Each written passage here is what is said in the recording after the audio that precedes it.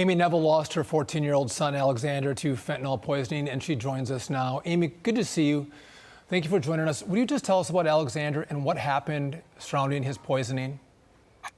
Sure. The short story is Alex was a very curious kid, was interested in oxycodone, and was easily able to find some through a drug dealer on Snapchat. He actually told us that he got it through a dealer on Snapchat. About 24 hours before he died, we learned that. Can you just tell us, though, more about what happened, Amy, when you found him and the steps that you took to discover how he got what you later found out to be was 100% fentanyl? Sure. So, his dad and I always thought we were parents in the know. We educated ourselves on the latest and the greatest things going on in our kids' lives. And we thought we knew the drug trends that were happening right now. We thought we knew the social media harms.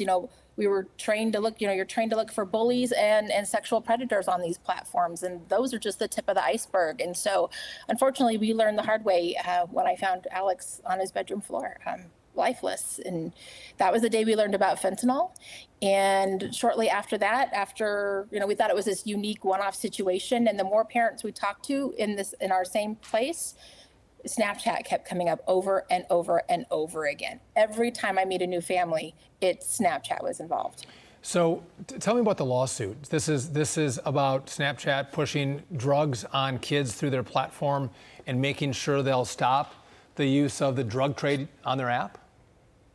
Well, that's exactly it. They have to stop this. They have to take sweeping changes on their platform to get rid of drug dealers and all the other nefarious activities that go on in this marketplace, But these kids, these drug dealers easily find them on there.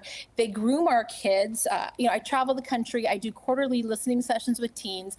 And the one thing that comes up over and over and over again is how a drug dealer connected with them and started the process of making them feel important, making them feel really more grown up. And what that kid might not do in the first interaction with this drug dealer, they're doing 8 to 10 interactions later. They think this person is their friend. This person tells them how much clout they have, how influential they seem to be with their friends, and have our kids, again, doing things that they never thought they'd do before. Snap responded to the lawsuit saying that it is, quote, riddled with false claims about how the Snapchat app works, our ongoing efforts to aggressively combat drug activity on our platform and shut down drug dealers. But Amy, tell us and the audience about your interactions with Snapchat and the links that you are going to, whether it's via this lawsuit, but also working with Congress to reform the Section 230, which is that law that prevents these platforms from being sued directly. Well, at this point, we've had meetings with Snapchat executives that initially said, "Oh, so sorry for your loss. We had no idea this was such a problem." That was in 2021. But you can see this showing up in the news starting in 2017, if not sooner. And so for them to say that to us, was just a flat out lie. And for them to, say that the false accusations within the lawsuit itself, great, let's get into discovery then. Prove it to us. Go ahead and prove it to us that it's false. We know it's not. We know we're telling the truth. Why would we put ourselves through this just to be lying? That's absolutely absurd. This is very real, and parents need to understand, From there, we've had various rallies in front of Snapchat headquarters. We've got another one coming up on May 12th because we have to keep the pressure on. At this point, they've lost the right to police themselves. As far as legislation goes, yeah, we need Section 230 reform. However, if we could get a really good duty of care followed up with third-party auditing, I think that we could solve a lot of this through that type of legislation.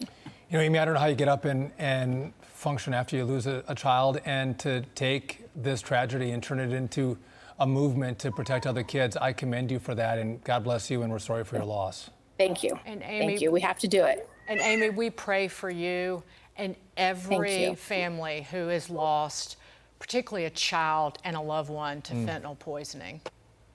Yeah, it is. It's an unreal life. Life is just weird these days. Yeah. Keep up the fight, Amy. Thank you. Thank you.